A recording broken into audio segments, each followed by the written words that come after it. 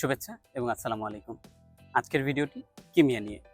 আপনাদের অনেকেরই প্রশ্ন থাকে কিমিয়া নিয়ে, যে কিমিয়া কিভাবে করব, কিমিয়া কেন করব, কিমিয়া করতে কত টাকা লাগে, বা কিমিয়াতে কিভাবে রেজিস্ট্রেশন করব ভেরিফিকেশন এবং কম্পারেবিলিটির জন্য। তো প্রথমে আমি শুরু করি কিমিয়া জিনিসটা আসলে কি।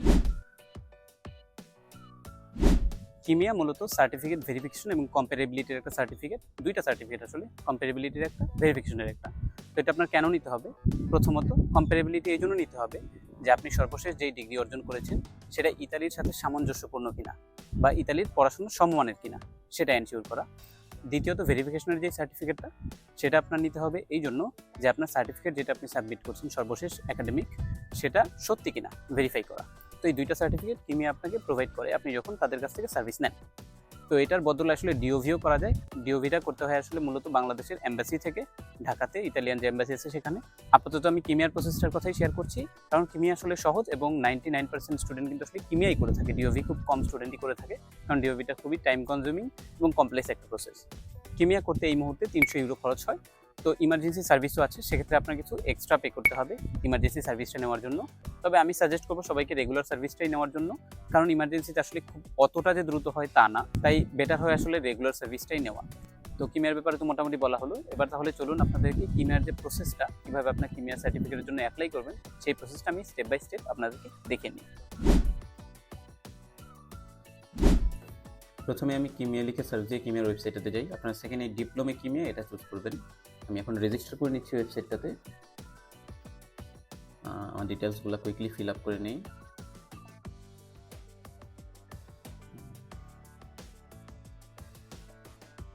টার্মস অ্যান্ড কন্ডিশনে ক্লিক করে তারপরে টার্মস অ্যান্ড কন্ডিশন দেখে তারপরে অ্যাক্টিভেট করা যাবে, সেটা করে নিচ্ছি। আচ্ছা, অ্যাক্টিভেট অ্যাকাউন্ট। তো এখন ওরা আমার ইমেইলে একটা মেইল সেন্ড করেছে, আমি চেক। এই তো এখান থেকে জাস্ট সেট পাসওয়ার্ডে গিয়ে আমি এখন পাসওয়ার্ডটা সেট করে নেব। পাসওয়ার্ড কিন্তু অবশ্যই অন্তত 8 ক্যারেক্টার লং হবে। এখানে আপার কেস, লোয়ার কেস থাকতে হবে, ডিজিট থাকতে হবে এবং স্পেশাল ক্যারেক্টারও থাকতে হবে। আচ্ছা, যাই হোক, অন্য সব স্ট্রং পাসওয়ার্ডের মতোই। এখন আমি লগ ইন করে নিচ্ছি এখানে।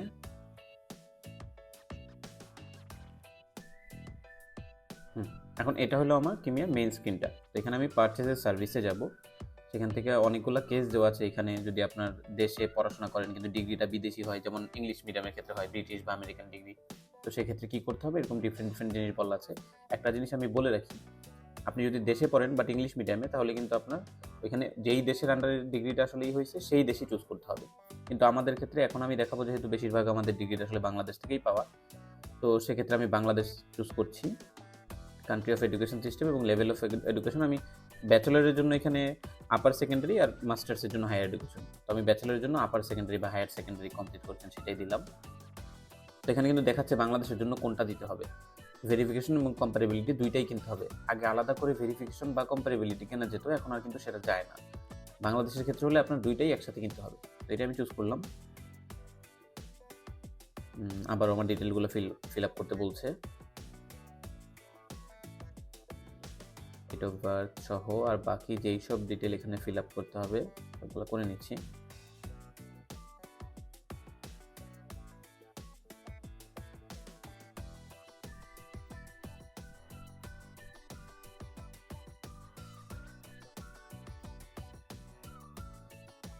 আচ্ছা, আমার অ্যাকাউন্টটা এখন কিন্তু ওরা কমপ্লিট করলো। আমি পারপাস অফ ইভ্যালুয়েশন কেন নিচ্ছি, সেটা কি অ্যাক্সেস টু ফার্দার স্টাডিজ, পড়াশোনার জন্য। তো আমি যদি এখানে ব্যাচেলর হন তাহলে লরিয়া, আর যদি মাস্টার্সে অ্যাপ্লাই করেন তাহলে লরিয়া ম্যাজিস্ট্রালে। তো আমরা যেহেতু ব্যাচেলরটা ফিল আপ করছি সেহেতু লরিয়া চুজ করলাম। কোন ইউনিভার্সিটি সেইটা এখন ওরা চুজ করতে বলছে, যে কোন ইউনিভার্সিটি আমি পড়তে চাই। সো এটা সমস্যা নেই, আপনি যে কোনো একটা ইউনিভার্সিটি চুজ করলে অ্যাপ্লাই করা, আপনি যেই ইউনিভার্সিটিতে অ্যাপ্লাই করেছেন যে কোনো একটা চুজ করলে পরে আসলে ওইটা অন্য জায়গায় ইউজ করা যায়, সমস্যা নেই। ওই ইউনিভার্সিটির লোগোটা হয়তো উপরে থাকবে, আর তাতেও সমস্যা নেই আসলে। Are you applying for a visa? Yes. এবং কোথায় আমি অ্যাপ্লাই করবো সেটা একটু জানা দরকার আমার। তো আমরা অ্যাপ্লাই করছিল ঢাকাতে ইটালিয়ান এম্বাসিতে, তাই না? আমি একটু আসলে কুইক সার্চ দিয়ে আসি যে ঢাকার ইটালিয়ান এম্বাসির আসলে অফিসিয়াল নেমটা কি। এম্বাসিয়াতা টু ইটালিয়া ঢাকা 7 এক্সিট। তার মানে আমার এইখানে পার্সোনাল ডিটেল ফিল আপ করা হয়ে গেল। কোয়ালিফিকেশন টু বি অ্যাসেসড, কী কোয়ালিফিকেশন আমি অ্যাসেস করতে যাচ্ছি। আমি কিন্তু আসলে এইচএসসি করতে যাচ্ছি। ওদের নিয়মটা হলো লাস্ট একাডেমিক ডিগ্রিটা আপনি করবেন, তো আমার ক্ষেত্রে শুধু এইচএসসি। আমার নেমটা ডিফারেন্ট কিনা রেজিস্ট্রেশন থেকে, না ডিফারেন্ট না, সার্টিফিকেটও একই নেম, সো নো দিলাম। আমার স্কুল কলেজ যেটাই হোক সেটার নাম দিলাম, শুধু এইচএসসি ডিগ্রিটা করবো কিন্তু, এটা মনে রাখবেন।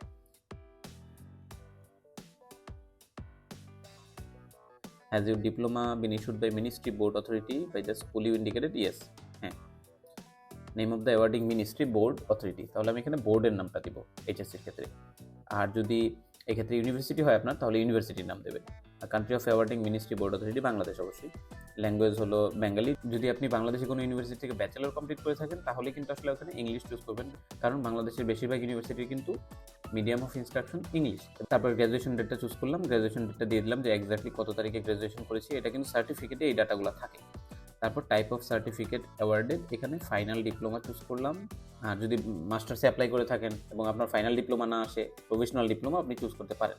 এইচএসসির ক্ষেত্রে অবশ্যই ফাইনাল ডিপ্লোমা চুজ করলাম, এবং কত তারিখে অ্যাওয়ার্ডেড হয়েছে ওই ডিগ্রিটা, মানে ডেট পাবলিশড, সেইটাও আপনি চুজ করলেন। এটাও সার্টিফিকেটে পাবেন যে ডেট পাবলিশ। তারপর আবার এডুকেশনাল হিস্টোরি, এখানে আবারও আপার সেকেন্ডারি চুজ করলাম, কারণ আমি হায়ার সেকেন্ডারি কমপ্লিট করছি। একই ইনফরমেশন এসে দুইবার দিচ্ছি প্রায়। এনিওয়েজ, কনসেন্ট ফর্ম আছে, এই কনসেন্ট ফর্মটা আপলোড করে নিই। কনসেন্ট ফর্মে আপনি আপনার ডাটা সবগুলা কিমিয়াকে ইউজ করার জন্য অনুমতি দিচ্ছেন। তো এই যে আপনার সার্টিফিকেট, পাসপোর্ট, সেটা, তো সেই জন্য আমরা কনসেন্ট ফর্মটাতে কনসেন্ট দেবো তাদেরকে।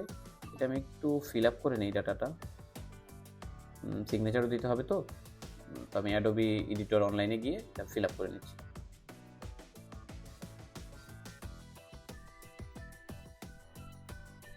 আচ্ছা, আমার ফাইলটা আপলোড করে নিই এখন। আচ্ছা, লগ ইন করে নিচ্ছি আমি এখানে আগে। ওকে, তো এখন আমি এখানে সিগনেচার অ্যাড করি। সিগনেচার অপশনটা কোথায়? ওকে, এখানে অ্যাড সিগনেচারের অপশন আছে। আমি অ্যাড সিগনেচারে গিয়ে এখানে অটোমেটিক একটা সিগনেচার ক্রিয়েট করে দিয়েছে। তো আমি একটা ড্র করে নিই একটা সিগনেচার কিছু একটা, এটা এখন জাস্ট ওখানে বসাই দিব আমার সিগনেচারের জায়গায়। এইটা ডান, ডাউনলোড।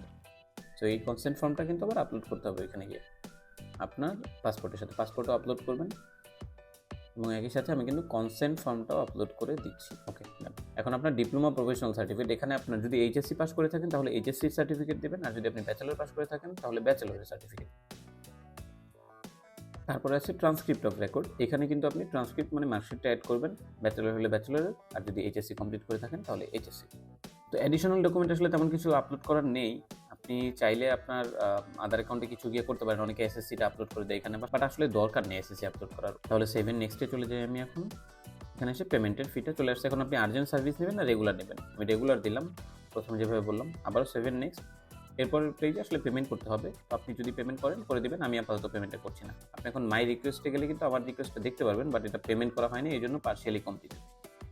যদি আপনি মাস্টার্সের জন্য অ্যাপ্লাই করেন, আপনার ডকুমেন্টটা অনলাইনে ভেরিফাই কীভাবে করা যায়, তার জন্য আপনি আপনার ইউনিভার্সিটির যে ভেরিফিকেশন ইউআরএলটা আছে ডিগ্রি ভেরিফিকেশনের, সেইটা আপনি এখানে একটু অ্যাড করে দেবেন, তাহলে কিন্তু ওদের জন্য ইজিয়ার হয় খুঁজে পেতে এটা।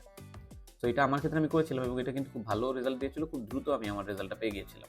এইচএসসির ক্ষেত্রে হয়, সেক্ষেত্রে আসলে অ্যাড করার দরকার নেই, কারণ এইচএসসিটা অলরেডি ওদের কাছে ইউআরএল আছে, ওরা এইচএসসিটা অনেক করে। কিন্তু ইউনিভার্সিটির ক্ষেত্রে প্রত্যেক ইউনিভার্সিটি যেহেতু ডিফারেন্ট, তো সেক্ষেত্রে আপনি দিয়ে দেওয়াটাই ভালো হবে। তো এই ছিল মূলত কিমিয়ার প্রসেসটা।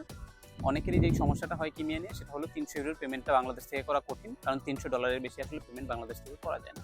তো 300 ইউরো যেহেতু $300 বেশি, তো বাংলাদেশ আসলে এটা অ্যালাউ করে না বাংলাদেশ ব্যাংক। তো সেক্ষেত্রে আপনি যেই ব্যাংকের কার্ড ইউজ করছেন সেই ব্যাংকে একটা ইমেল করে দেখেন কাস্টমার সার্ভিসে, যে একটা ট্রানজ্যাকশনের জন্য আপনাকে পেমেন্টের লিমিটটা বাড়িয়ে দেবে। অনেক ক্ষেত্রেই কিন্তু পেমেন্টের লিমিটটা বাড়িয়ে দেয়। আপনি সেক্ষেত্রে ইমেলে আপনি কেন পেমেন্ট করছেন, কোথায় পেমেন্ট করছেন, ওয়েবসাইট সহ এক্সাক্ট পেমেন্টের ডিটেলসটা ওদের আগেই জানিয়ে রাখবেন, তাহলে একটা পেমেন্টের জন্য ওরা অ্যাপ্রুভ করে দিতে পারে। আর যদি এটা করা আপনার জন্য কঠিন হয় এবং ব্যাংক থেকে এটা অ্যাপ্রুভ না করে, সেক্ষেত্রে আপনি যা করতে পারেন, সেক্ষেত্রে আপনার যদি বিদেশে কোনো স্টুডেন্ট বা আপনার যদি কেউ থাকে যারা কিনা তাদের কার্ড দিয়ে পে করে দিতে পারবেন, সেক্ষেত্রে সেটাও আপনি করতে পারেন। তো আজকের ভিডিওটা মোটামুটি এই পর্যন্তই ছিল ইনফরমেশনটা। আপনার যদি কিমিয়া নিয়ে আরও কোনো প্রশ্ন থাকে, এই ভিডিওটির কমেন্ট সেকশনে আপনি জানিয়ে দিতে পারেন, কিংবা আপনি আমার ফেসবুক পেজেও কিন্তু মেসেজ করতে পারেন যদি কিমিয়া রিলেটেড কোনো প্রশ্ন থাকে। ভালো থাকবেন, সুস্থ থাকবেন, আজ এই পর্যন্ত।